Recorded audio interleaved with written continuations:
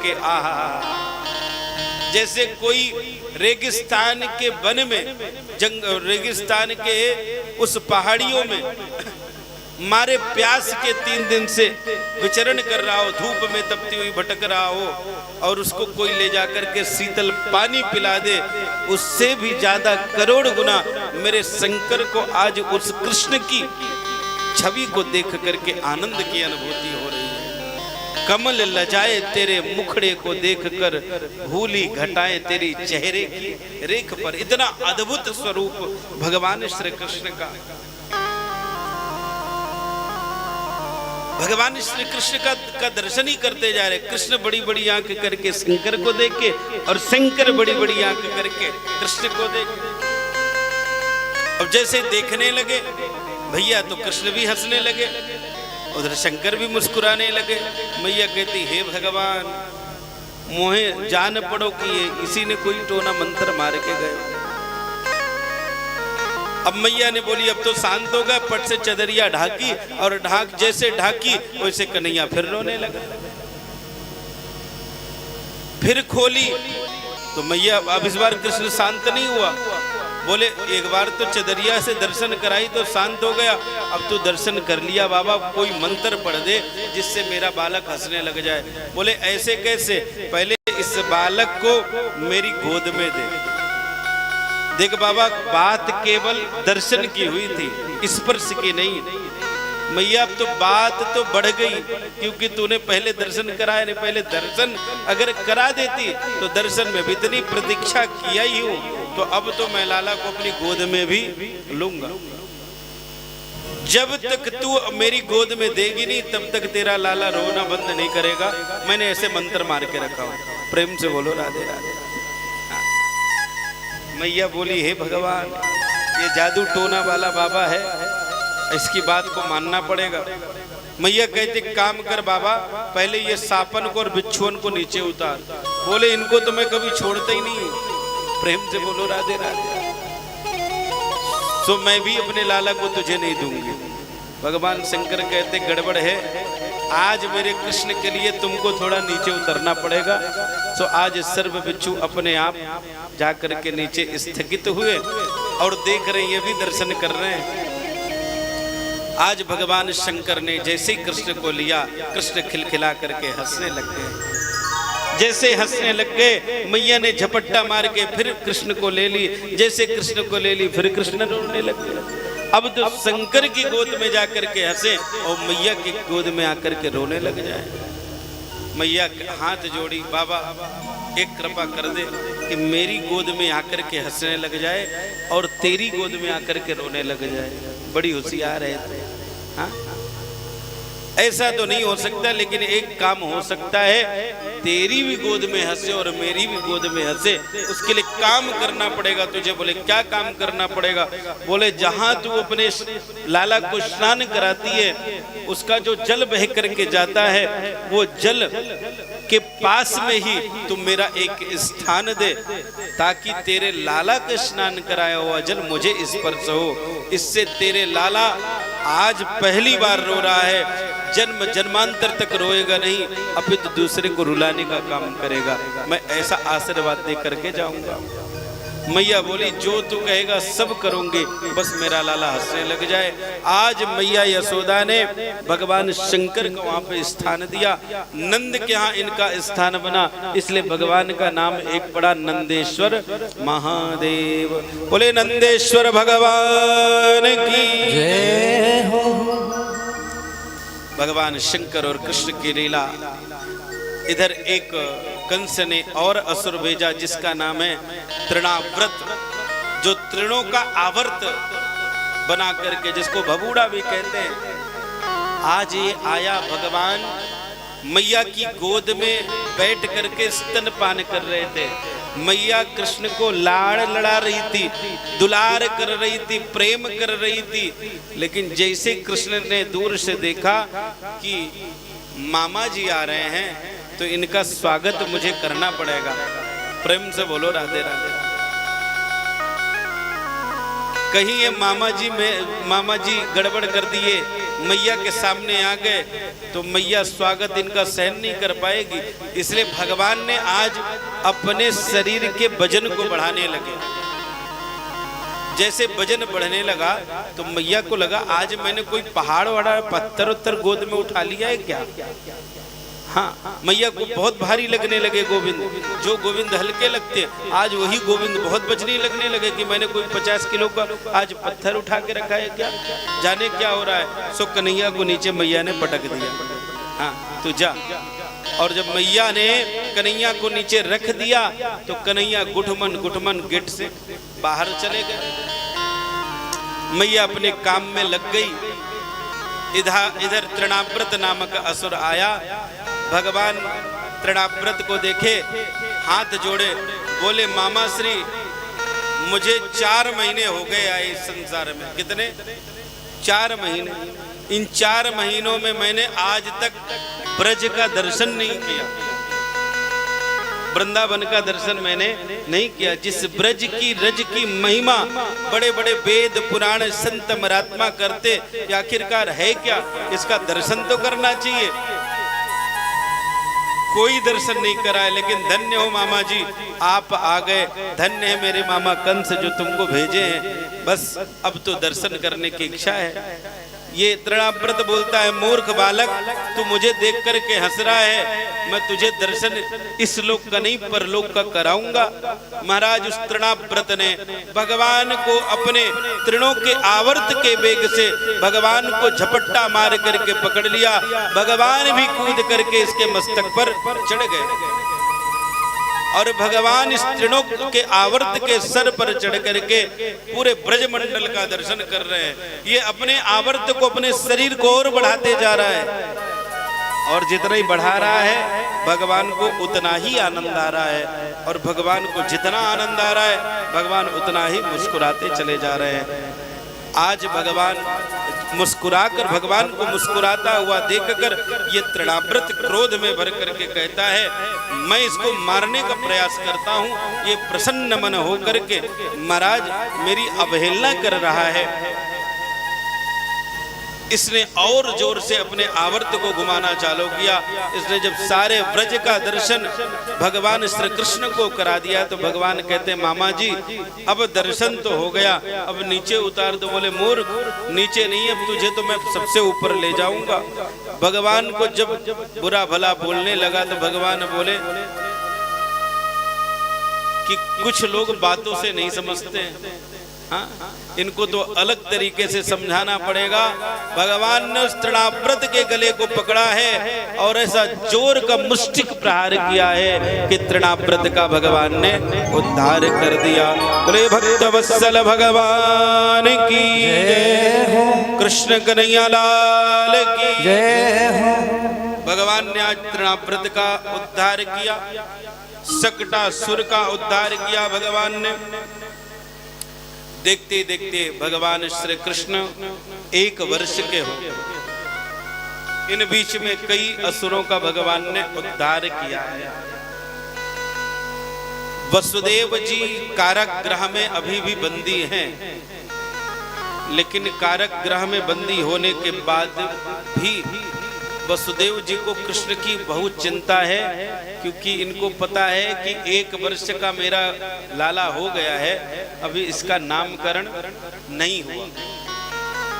क्योंकि नंद बाबा और यशोदा को बुढ़ापे में बालक हुआ है, इस खुशी में नामकरण भी का कुछ होता है, ये भूले पड़े। बोले 1 हो गया 1 वर्ष का, दूसरा हो गया 2 वर्ष का। बलदाऊ भैया 2 वर्ष के हो गए, रोहिणी के भाव से जो उत्पन्न हुए, तो दोनों का नामकरण हो जाए। क्या करूं? तो कुल गुरु गर्गाचार्य को बुलवाए और बुलवा करके कहते प्रभु जाइए और जा करके आप नामकरण के लिए नंद बाबा को याद दिलाइए। लेकिन नंद जी को ये बिल्कुल पता न चले कि छोटा वाला भी मेरा भी पुत्र है। बोले चिंता मत करो। आज नंद बाबा भ्रमण करते करते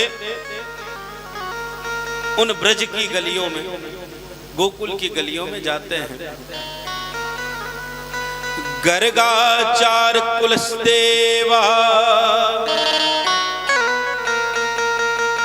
गर्गाचार गर्गाचार कुल देवा यज्ञो अच्युत प्रभो नंद भवन यज्ञेशा अतः केशवोद्योच्चर।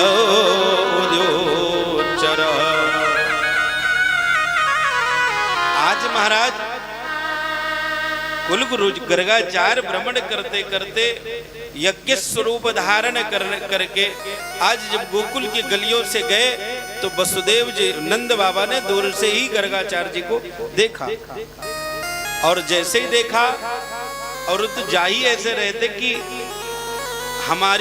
मेरा जो स्वरूप है ये नंद के नजर में पड़े, यशोदा नंदन के नजर में पड़े। अब नंद जी का जब दृष्टि पड़ी गर्गाचार्य जी के तरफ तो दौड़ करके गए, दोनों ने अगवानी किया और बुलाया, गुरुदेव कहाँ जा रहे हैं, हमारे भी कुटिया में अपने चरण कमल रखें।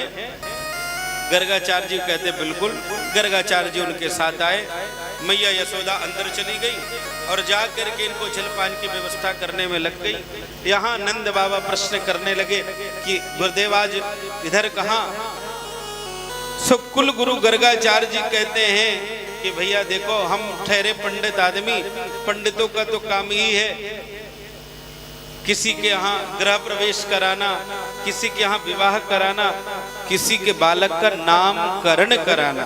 अच्छा, नामकरण में ज्यादा विशेष इन्होंने दृष्टि डाली, शब्दों को बोला ताकि इनको भी याद आए कि नामकरण करना। जैसे ही नामकरण का नाम स्मरण किया है कुल गुरु गर्गाचार्य जी ने तो नंद बाबा को याद आया, भैया हमारे घर में भी दो बालक हैं, अभी कऊ को नामकरण ना भयो। सो एक काम करो गुरुदेव भगवान आप ही के श्रीमुख से दोनों बालकन का नामकरण है जाए, आप ही के श्रीमुख से हो जाए तो बड़ी कृपा हो जाएगी। सो आज कुल गुरु कहते हैं, गर्गाचार्य जी कहते हैं कि देखो भैया हम जो कुल गुरु हैं आपके घर के तो हैं नहीं, हम कुल गुरु हैं यदुवंशियों के, वसुदेव के यहाँ के। और पहले ही कंस को शंका है कि वसुदेव का पुत्र तुम्हारे पुत्र के रूप में यहाँ खेल रहा है, कृष्ण ही वसुदेव का पुत्र है, उसको शंका है। इसलिए उसने कई राक्षस भेज चुका है और अगर मैंने तुम्हारे बालक का नामकरण कर दिया तो उसके मन में जो शंका है कि वसुदेव का पुत्र जो कृष्ण है वसुदेव का पुत्र है तो फिर और कोई राक्षस भेजेगा और मेरे कारण किसी के बालक के जीवन में किसी प्रकार की तकलीफ आए ये मुझे उचित नहीं लगता है। इसलिए मैं क्षमा चाहता हूँ नंद जी, मैं आपके बालक का नामकरण नहीं करूंगा। नंद बाबा कहते देखो पता तो जब चलेगा, कंस राक्षस जब भेजेगा जब उसको पता चलेगा। यही तो तकलीफ है महाराज तुम्हारी कि तुम कोई काम चुप गुप करते ही नहीं हो।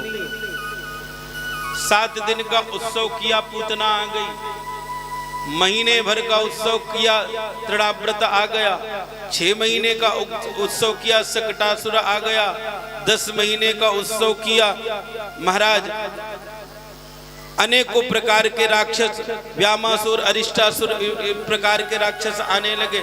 महाराज अब फिर कोई आप उत्सव करेंगे क्योंकि आप बिना उत्सव का कोई काम करते नहीं, फिर कोई राक्षस भेजेगा। बोले इस बार जो नामकरण करूंगा ना मैं तो बिल्कुल किसी को नहीं बताऊंगा, केवल आप रहेंगे, मैं रहूंगा और हमारे बच्चे रहेंगे बस। फिर ठीक गाय के गोबर से जहाँ गौशाला थी गौशाला में ही गाय के गोबर से सुंदर लेपन किया गया, सुंदर आटे हल्दी की रंगोली डाली गई, अष्टकमल दल का निशान बनाया गया, गौर गणेश कलश की स्थापना की गई, पंचांग पूजन करवाया कुल गुरु गर्गाचार्य जी ने। और पंचांग पूजन के बाद कहते हैं बालकों को बुलवाओ, और जब बालकों को बुलवाने की बारी आई महाराज तो आज मैया यशोदा और रोहिणी ने गुरु जी की परीक्षा लेने के लिए कि गुरु जी अच्छे खासे ज्योतिषी हैं कि नहीं है, परीक्षा लेने के लिए एक लीला किए। कृष्ण को रोहिणी ने ले लिया और बलदाऊ भैया को मैया यशोदा ने ले लिया। दोनों ने अपने पल्लू में ढक करके आकर के बैठ गई। इनके ऊपर भी पवित्रीकरणम आचमन शांति पाठ सब कुछ हो गया। बोले भैया अब इन बालकों को नामकरण कराना है तो पहले बालकों का चदरिया से पल्लू से मुख हटाओ। कृष्ण जो है रोहिणी के गोद में है तो नंद बाबा को लग रहा है बड़ा पुत्र रोहिणी का है, बलराम है, तो इसका पहले नामकरण होना चाहिए। तो पहले हे रोहिणी तुम अपने बच्चे का मुख खोलो। जैसे ही मुख खोला रोहिणी जी ने, मतलब अपना पल्लू हटाया और कुल गुरु गर्गाचार्य जी ने कृष्ण को देखा तो मैया देखते ही देखते कहते ये तो साक्षात, अब भैया ये साक्षात परब्रह्म बोलने वाले थे, लेकिन ये टेढ़ी टांग वाले कन्हैया ने इशारा कर दिया बाबा सावधान। जैसे इन्होंने साक्षात बोला तो महाराज साक्षात तो हुआ लेकिन ता नहीं हुआ, मुंह फटा का फटा ही रह गया। इशारा कर दिया सावधान हो जाए। इसको कहते त्रिटक समाधि। कौन सी समाधि? दो प्रकार की समाधि होती है, एक अंतर्मुखी समाधि, एक त्रिटक समाधि। अंतर्मुखी समाधि मतलब भैया नेत्र बंद हो जाए, मुख बंद हो जाए, सांस चलती रहे, इसको अंतर्मुखी समाधि बोलते हैं ना। कोई अपने बाजू से चला भी जाए आ भी जाए अपने को पता नहीं चलता है। दूसरी होती है त्रिटक समाधि। कौन सी समाधि? त्रिटक समाधि। ये त्रिटक समाधि किसकी होती है मालूम? कैसे होती है? आजकल बच्चों की जो त्रिटक समाधि है भगवान में तो किसी की लगती नहीं है, लेकिन अगर टीवी में किसी का फेवरेट सीरियल चालू, प्रेम से बोलो राधे राधे। 2-4-6 साल पहले मैं एक जजमान जी के घर में गया। उनके घर में उनकी एक बिटिया रानी थी, टीवी चालू करके देख रही थी। अब वो टीवी चालू करके देख रही थी। महाराज मैं जब उसके घर पधारा, बाकी सब लोग खड़े थे, फूल हार लेकर के पाँव वगैरह धुला रहे, और उसका फेवरेट सीरियल चालू था। यहाँ पे हमारा पूजन कर रहे उसके घर वाले, और बाजू में बैठ करके मैं यहाँ पर हूँ, यहाँ पर है, और टीवी वो उतनी दूर है। उसको मालूम ही नहीं कि उसके घर पे कौन आया। और सीरियल कैसे देख रही थी भैया? उसका मुंह फटा, आंखें आए हैं। हाँ, इसको बोलते हैं त्रिटक समाधि। मुंह फटा, आंखें खुली, और बाजू में मैया आवाज लगा रही बेटा गुरुजी आए। उसको यहाँ की आवाज सुनाई नहीं आ रही है, लेकिन उतनी दूर टीवी की आवाज उसको सुनाई आ रही है। इसी को कहते हैं त्रिटक समाधि। मुख खुला रह जाए, आंख खुली रह जाए, और सांस की गति बहुत कम हो जाए, इसी को कहते हैं त्रिटक समाधि। और आज यही त्रिटक समाधि कुल गुरु गर्गाचार्य जी के लगे। मैया बोलती है साक्षात बोल करके मुंह क्यों फटा है इनका? खड़ी हुई मैया यशोदा बलदाऊ भैया को लेकर के आंखों के सामने हाथ हिलाई। बोले क्या हो गया महाराज जी, सीरियस हो गए क्या? प्रेम से बोलो राधे राधे। आंखों के सामने हाथ हिलाई, कोई फर्क नहीं पड़ा। चूड़ी बजाई, कोई फर्क नहीं पड़ा।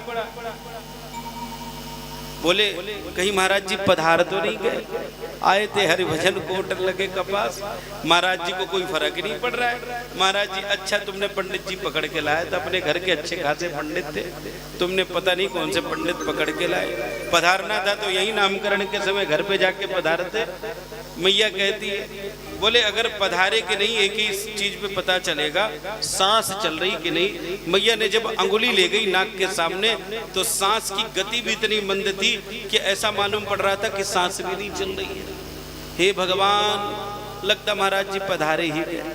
सो मैया घबरा करके बाबा जी को पकड़ा है और पकड़ के हिलाई, ओ बाबा। और जैसे मैया ने हिलाई तो बाबा की समाधि टूट गई, और जैसे बाबा की समाधि टूटी तो कहते ये तो साक्षात यशोदा नंदन है, क्योंकि यशोदा का पुत्र है। जैसे ही यशोदा नंदन का है, मैया प्रसन्न हो करके हीरे की अंगूठी उतार करके बाबा के चरणों में डाल दी। हाँ, यशोदा नंदन है। बाबा ये इतना देर बोलने के लिए, ये इतना शब्द बोलने के लिए तुमने इतना टाइम क्यों लगाया? बोले मैया वो जो लकीर है ना बराबर मस्तिष्क की पकड़ में नहीं आ रही थी, इसलिए तुम अच्छा लकीर पकड़े महाराज, हम लोग तो सब घबरा गए। तो कृष्ण का नामकरण हुआ, यशोदा नंदन है। ये कवि देवकी का पुत्र भी था, इसलिए इसका देवकी नंदन होगा। ये संसार को आकृष्ट करने वाला होगा, जो इसके नाम के स्वरूप में, भाव में, रस में एक बार आ जाएगा वो दोबारा निकलेगा नहीं। आप लोग वृंदावन तो गए होंगे, बाकी सभी लोग गए होंगे, कितने लोग नहीं गए एक बार हाथ उठाओ वृंदावन? सभी गए हो? सभी लोग गए हो वृंदावन? वाह, वृंदावन गए होंगे आप लोग। तो कितने बजे भ्रमण करने निकले घूमने के लिए? अपना बिस्तर कितने बजे छोड़े?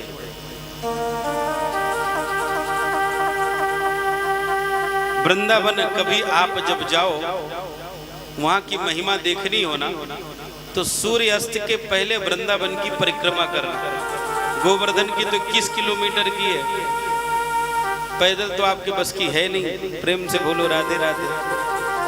ऑटो से करोगे, ऑटो से कुछ मिलेगा नहीं। लेकिन वृंदावन की परिक्रमा मात्र 10 किलोमीटर की है। कितने किलोमीटर की? 10 किलोमीटर की। और वृंदावन की जब आप परिक्रमा करना तो प्रातः 4 बजे उठ करके, कितने बजे? 4 बजे। और जब 4 बजे आप उठ करके देखोगे ना, तो ये जिसका नाम कृष्ण है, जो दुनिया को आकृष्ट कर लेता है, तो देखोगे कि देश विदेश के देखोगे ना, तो ये जिसका नाम कृष्ण है, जो दुनिया को आकृष्ट कर लेता है, तो देखोगे कि देश विदेश के लोग और इनका दर्शन से में ये लोग अंदर हो जाते, फिर आपको दिखेंगे नहीं, ये प्रातः ही दिखेंगे। और फिर 6-7 बजे के बाद तो ये भैया रील वाले दिखेंगे आपको। हाँ, भगवान के भक्त तो 4-5 बजे के पहले ही दिखेंगे आप, जो परिक्रमा करते हैं ब्रज की। गोवर्धन की परिक्रमा करना, वृंदावन की परिक्रमा करना, तो आप समझ में आएगा कि कृष्ण की लीला, ये कृष्ण की महिमा क्या है जब भी वृंदावन जा रहे हैं महाराज। तो इसलिए दुनिया को आकर्षण करने वाला होगा। एक बार जो इसके आकर्षण के चुंबकीय शक्ति में फंस जाएगा, दोबारा छूटेगा नहीं। इसलिए इसका नाम होगा कृष्ण। अनेक नाम इनका लिया गया। ये यशोदा नंदन, देवकी नंदन, वसुदेव, अच्युत, केशव, माधव, अनेक नाम बताने लगे। मैया बोले देखो भैया, ये आपने इतने नाम बताए, मुझे कुछ याद रहेगा नहीं। तुमने ये जो कृष्णा कन्हैया बताया है, तो मैं तो इसको कनुआ बोलूंगी। प्रेम से बोलो राधे राधे। मेरे लिए तो ये कनुआ ही रहेगा। और बलदाऊ भैया का नामकरण किया गया कि बल के अधिष्ठात्र होंगे, इसलिए बलराम होंगे। इनका शस्त्र हल होगा आगे चल के, इसलिए इनका नाम हलधर भी पड़ेगा। और अनेकों अनेक नाम इनका, दाऊ भैया हलधर नाम से इनको संबोधन किया गया। सुंदर नामकरण हुआ, दोनों बालकन का नामकरण हुआ। बड़े प्रसन्न हैं, बड़े प्रमोदित हैं ये सब लोग। और भगवान के नाम उपरांत में आजकल मेरे भगवान श्री कृष्ण और धीरे धीरे लीलाएं करने लगे। छोटी छोटी गैयाओं को भगवान लेकर के वन में चराने के लिए जाने लगे। एक मैया बोल रही थी कि पंडित जी आज ये भजन सुना देना, छोटी छोटी गैया, छोटे छोटे ग्वाल। सुना दो पंडित जी, मैया की इच्छा है, छोटी छोटी गैया भजन। नहीं तो बोलेंगे पंडित जी नहीं मिशारण्य लेकर के गए और भजन नहीं सुनाया। प्रेम से बोलो राधे राधे। अच्छा, ये माताओं की इच्छाएं तो बहुत रहती है। पंडित जी राधिका गोरी वाला भी सुनाना, छोटी छोटी गैया भी सुनाना। अब देखो हम अगर इतने भजन सुनाएंगे तो कथा कब करेंगे? हाँ, इसलिए क्षमा चाहता हूँ। एक आध भजन आपको सुना देंगे, लेकिन सभी फरमाइशों को पूरी करना हो तो एक दिन भजन संध्या रख लो।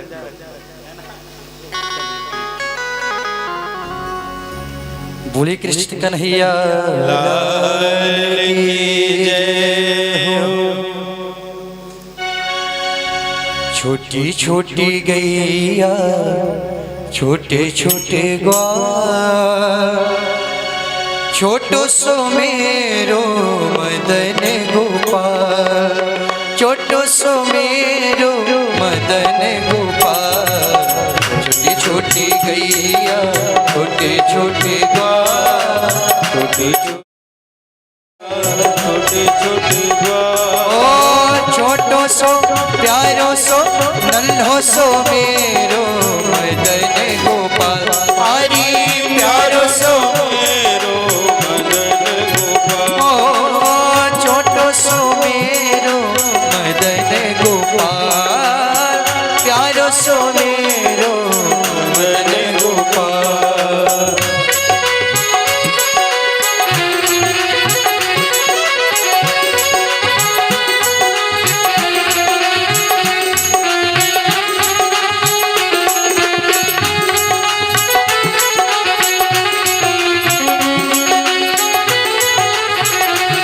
कन्हैया लाल की हो।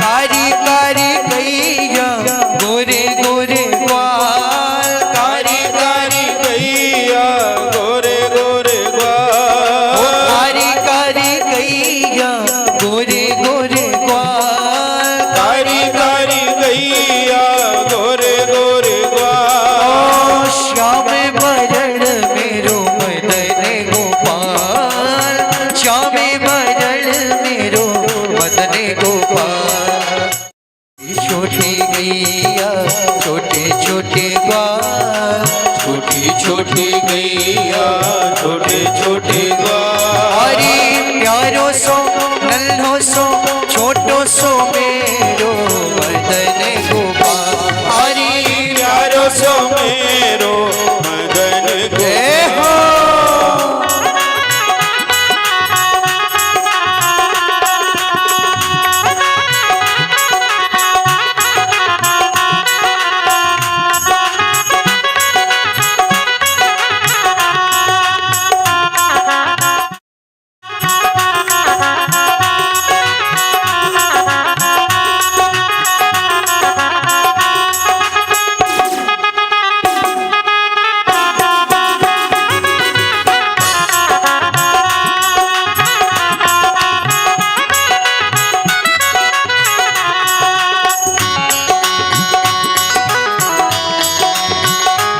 बोले कृष्ण कन्हैया लाल की जय हो।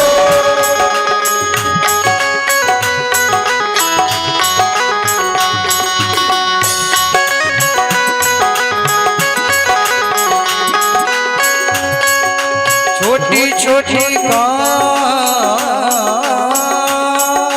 क्या खाए गैया क्या खाए ग्वाल क्या खाए गैया का पिए ग्वाल ओ क्या खाए मेरो मदन गोपाल क्या खाए मेरो मदन गोपाल ओ क्या खाए गैया क्या खाए ग्वाल क्या खाए गैया का खाए ग्वाल ओ क्या खाए मेरो मदन गोपाल हरी क्या खाए मेरो मदन गोपाल घास खाए गैया दूध पिए ग्वाल घास खाए गैया दूध पिए ग्वाल माखन खाए मेरो मदन गोपाल माखन खाए मेरो मदन गोपाल छोटी छोटी गैया छोटे छोटे ग्वाल छोटी छोटी गैया छोटे छोटे ग्वाल ओ छोटो सो प्यारो सो नन्हो सो मेरो मदन गोपाल हरी प्यारो सो मेरो मदन गोपाल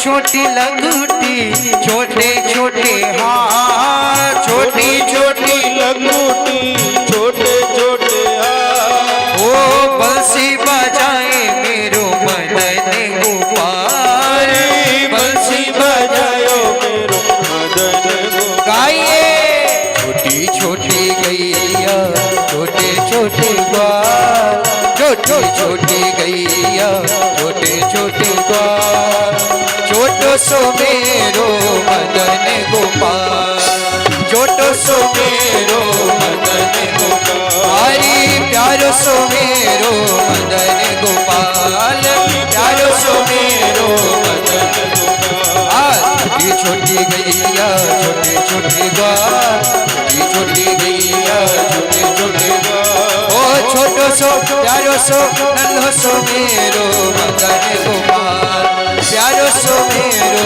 मदन गोपाल, छोटो सो मेरो मदन गोपाल, प्यारो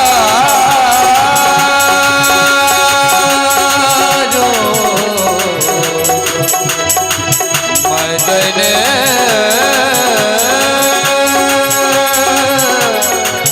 गोपाल।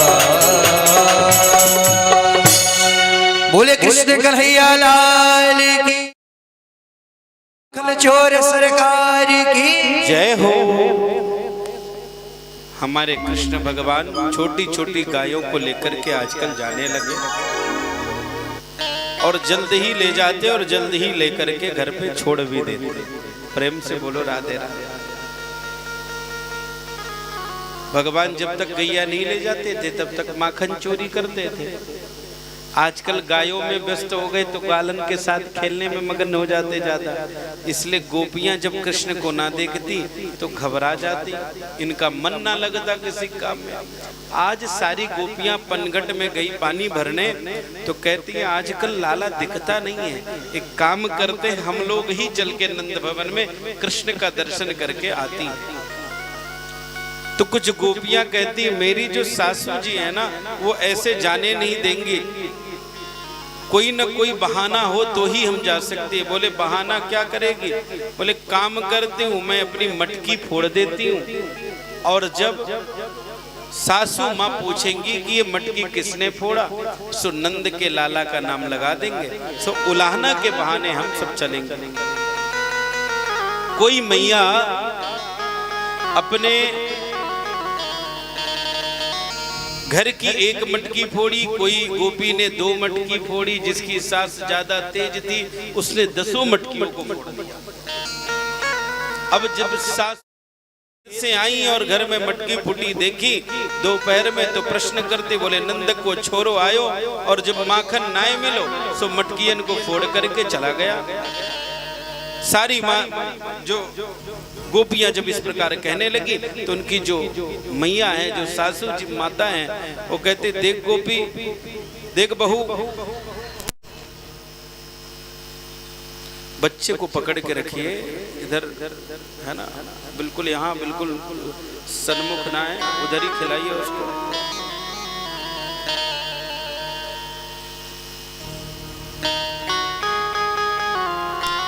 इधर चारों तरफ वायर भी है, करंट भी है ना, थोड़ा सा बच्चों का ध्यान रखें। और आप लोग ना कथा में थोड़ा ध्यान दीजिए, बच्चा खिलाना तो नागपुर में भी आपका काम हो जाएगा, घरों में भी हो जाएगा, हाँ कि ना। फिर नैमिषारण्य से जाने के बाद ये कथा मिलेगी कि नहीं मिलेगी, हाँ? इसलिए भरत लाल वाली कथा मत करो कि भरत जी अपना घर परिवार छोड़ करके गंडकी नदी के किनारे गए और मृग के चक्कर में फंस गए। आप भी पैसा खर्चा करके, समय खर्च करके इतनी दूर आए हो तो कथा सुनने आए हो, है ना। ये लीलाएं देखने घर पे भी हो सकती है, हाँ कि ना। तो हम लोग जिस कारण बसाए उसका आनंद लेना चाहिए। प्रेम से बोलो राधे राधे। बाकी सांसारिक चीजें तो चलते ही रहेंगे।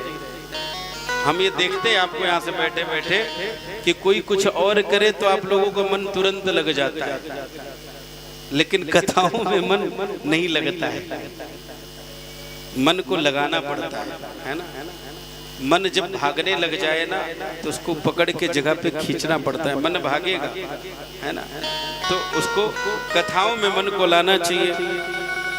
कुछ ज्यादा लोग होते तो कोई चिंता नहीं थी, 2 4 10 इधर उधर भी होते, है ना शास्त्री जी, तो कोई बात नहीं कि 10 25 तो सुन रहे उनको सुना। आप 10 25 ही हैं, और आप 25 जो 10 25 50 हैं, आपका भी मन भटका तो फिर हम कथा किसे सुनाए। प्रेम से बोलो राधे राधे। अच्छा, कथाकार को कथा कहने में जब भी आनंद आता है जब श्रोता भाव से कथा को सुने, नहीं तो किसी को ऐसा लगे कि बस हम ऐसे ही बके जा रहे हैं, किसी को आनंद तो आ ही नहीं रहा है, तो फिर कथा क्या करना। तो बस सुनाओ और चलते बनो। कल आप लोग सत्यनारायण की कथा सुन रहे थे चक्र तीर्थ में, भाव से सुन रहे थे। आपके घरन में भी कथा होती है ना, आप अपने बच्चों को बैठा देते हो, हम जरा प्रसाद भून के आती है जब तक पंडित जी की कथा हो जाती कि नहीं हो जाती, फिर आकर के आप पूर्णाहुति में स्वाहा कर दी और चल दी। तो पंडित जी भी सोचते हैं कि जब इनको बच्चे को बैठाना है तो हम कौन सी विस्तार की कथा सुनाएं, हम भी लीलावती कलावती सुनाएं और चलते गए। तो जैसा श्रोता होता है उसी प्रकार की वक्ता कथा करता है। जाकी रही भावना जैसी प्रभु मूरत देखी दिल तैसी। तो जब कथाओं में बैठो, और आप लोगों के बड़े भाग्य हैं जो नैमिषारण्य धाम तक आप लोग पहुंच गए। गोविंद ने कृपा किया और इस धाम पर आकर के कथा सुनने का सौभाग्य प्राप्त। देखो माइक कह रहा है कि भक्तों को डांटो मत, प्रेम से बोलो राधे राधे, है ना। आपके साथ ये माइक साउंड सब है, जोर से बोल दो एक बार राधे राधे। चलिए तो फिर हम लोग कथा में चलते हैं। आज जब सासू आकर के पूछी कि मटकी किसने फोड़ा, तो गोपियां कहती हैं कि नंद का जो छोरा था माखन चुराने आया, और जब माखन नहीं मिला तो उसने मटकियन को फोड़ करके चला गया। और जब मटकी को फोड़ करके चला गया तो एक काम करो बहुओं, उस यशोदा को जाकर के कह दो कि वृद्ध अवस्था में छोरा पैदा करी है, अगर पालना नहीं आता है तो हमको दे दे, हम प्रेम से पाल लेंगे। हाँ, लेकिन इस प्रकार का नुकसान करेगा तो सहन नहीं होगा, जाकर के उसको समझाओ। सारी गोपियां आज नंद भवन की तरफ जाने लगी। आज मैया दही मंथन कर रही थी, माठा बना रही थी, दही का मक्खन निकाल रही थी। अब मक्खन निकालने की क्रिया करते करते खिड़की से देखी तो कई सारी गोपियां आ रही हैं। मैया विचार करने लगी, आज तो घर पे कोई उत्सव भी नहीं है, न सत्यनारायण की कथा है, न लाला का जन्मदिन है, न कोई पूजन, न कोई पाठ, न कोई उत्सव, आज कुछ नहीं है। ये सारी गोपियां क्यों आ रही हैं मेरे घर के तरफ? जिधर नजर डाले उधर से कई सारी गोपियां, सारी गोपियां द्वार पर आकर के खड़ी हो गई। ये बता मैया तेरा छोरा कहाँ है? मैया कहती बात क्या, पहले ये तो बताओ। बोले नहीं पहले बताओ तुम्हारा लाला है कहाँ? भगवान ने आज जब गोपियन की आवाज सुनी तो पलना से उतर करके धीरे धीरे मैया के पास आया और मैया के साड़ी के पल्लों में गोल गोल घेरा बना करके बैठ गया, छुप गया। अब मैया के पास आकर के बैठ गया तो गोपियां कहने लगी कि हमारे घर में आता है माखन चुराता है। गोपियां कहने लगी हमारे घर में आके माखन चुराता है। मैया यशोदा कहती है गोपियां तुम कितनी निर्दयी हो गई हो कि नेक से माखन के लिए मेरा छोटा सा बच्चा आकर के तुम्हारे नेक से माखन ले लिया तो तुम जो है उलाहना देने चली आई। बोले नहीं नहीं यशोदा तू तो बुरा मान गई। बोले नेक से माखन की बात नहीं है, बोले बात यह है कि माखन तो चुराता ही चुराता है, साथ में मटकियों को भी फोड़ देता है। बोले ठीक ही तो करता है, गलत कहाँ करता है। अगर तुम अपने से ही माखन दे दो तो उसको गुस्सा ना आवे और माखन पा जाए तो मटकी भी बच जाए तुम्हारी। बोले भैया हम तो चाहती हैं कि हमसे माखन खाए, लेकिन कहता है तुम्हारे हाथ से दिया हुआ माखन मुझे मीठा नहीं लगता है, मुझे तो माखन चोरी का ही अच्छा लगता है। अब भैया चोरी का माखन इसे अच्छा लगता है तो तुम थोड़े से माखन के लिए आकर उल्हाना देने लगे। बोले खुद खाए तो खाए, अपने सखन को खिलाए, बहुत अच्छी बात है, अकेले खाना भी नहीं चाहिए, और चोरी का माल तो बिल्कुल नहीं खाना चाहिए अकेले, खुद खाता है और सखन को खिलाता है। बोले ठीक है, खुद खाए तो खाए, सकन को खिलाए, साथ में जब बच जाए तो बंदरन को भी लुटा दे। अरे कुछ तो रहे दे, प्रेम से बोलो राधे राधे। खुद खाए ये भी ठीक है, सका को भी खिलाए ठीक है, बंदरन को भी लुटाता है। तो मैया कहती काम करा करो, छेका को नेक ऊपर बांध दिया करो। बोले हमने सब करके देख लिया, सारे रास्ते अपना लिए। एक बार तो हमने सारी गोपियों ने मिलकर अपने सारे घर की मटकिन को एक पीपल के पेड़ में ऊपर लटका दिया, और फिर हम छुप करके देख रही थी कि आज ही कैसे माखन को पाएगा। मैया तुझे पता है इसकी इतनी बड़ी टीम है कि कई सारे बच्चों को लाया, और 20 के ऊपर 10, 10 के ऊपर 5, 5 के ऊपर 3, 3 के ऊपर 2, और सबसे ऊपर खुद। और फिर भी जब हाथ नहीं इसका वहां तक पहुंच रहा था तो बाजू के कमरिया से बांसुरी निकाली और जोर के मटकी में धड़ाम से मारी, और जैसे मटकी फूटी सारा का सारा माखन ऊपर का ऊपर छट कर। इतना उद्यमी है मेरा छोरा। बोले इतना ही नहीं मैया, एक दिन तो ये मेरे घर में सत्यनारायण की कथा थी। अब सत्यनारायण की कथा की तैयारी चल रही थी तो प्रसाद बना रही थी। अब प्रसाद के लिए मैंने पंजीरी भूजा, थोड़ी सोची खीर बना लूं, पकौड़ी बना लूं। सो आ गया और कहता है क्यों रे मैया किसके लिए बना रही है? मैंने बोली जय जय के ताई बन रहा है भोग, तू बाहर रह। बोले पहले 2 पकौड़ी मुंह को दे दे। और मैंने कह दी कि ये पकौड़ी पहले भगवान को भोग लगेगी, उसके बाद किसी को प्रसाद में मिलेगी, पहले नहीं मिलेगी। तो यशोदा ये कहता है कि सबसे बड़ा जय जय तो मैं हूं, तू कौन से जय जय के लिए भोग बना रही है? मुझे लगा भोग। हमने कह दिया कि 2 विलायत का तू छोरो है, लगोट सवारनो तो आता नहीं है, तू बड़ा आया जय जय भगवान बनने, पहले जाकर के अपनी लगोट सवार। तो बोलता है रात में तुझे देख लूंगा। अब हमको क्या मालूम कि क्या देखेगा। रात में हमने पूजा वूजा कर ली, प्रसाद ले लिया। अब जब हम दोनों पति पत्नी सोने लगे तो रात में आया, और रात में आकर के इनकी दाढ़ी पकड़ लिया और मेरी चोटी पकड़ लिया, और 2-3 गठार मार दिया सोते, हमको पता ही नहीं चला। और खिड़की पे बैठ करके कहता है कि मैया देख बबूढ़ा आया, और जोर करके चिल्लाया और भाग गया। हम भी डर के मारे कि भैया आधी रात में कौन आया। हम जब उठे तो इनकी दाढ़ी खींचे, और ये उठे तो मेरी चोटी खींचे।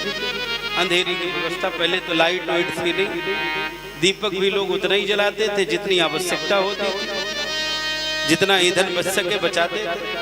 अंधेरे में कुछ दिखे नहीं। ये बोले पागल हो गई क्या, मेरी दाढ़ी नोचती? मैं कहूँ तुम पागल हो गए क्या, मेरी बाल नोचते? जैसे तैसे हम दोनों ने उठ करके दीपक जलाया। देखा तो ये सामने खड़ा था। ये चोर ऐसा नहीं है कि भाग जाए, खड़ा था। बोला देखा मेरे से झगड़ा करने का नतीजा, अगर तो मुझे 2 पकौड़ी दे दी होती तो तेरी चोटी और बाबू की दाढ़ी दोनों बच गई। प्रेम से बोलो राधे राधे। बोले इतना उद्यमी बालक है। सारी गोपियां अपनी अपनी शिकायत करने लगी। कृष्ण कहते हैं मैया मैंने माखन चोरी नहीं किया। का एक भजन है ना, मैया मोरी मैं नहीं माखन खायो। इसके झूठ में भी सत्य है कि मैंने माखन, मैया मोरी मैं नहीं माखन खायो, मैंने ही माखन खायो। अब आपको जो समझना है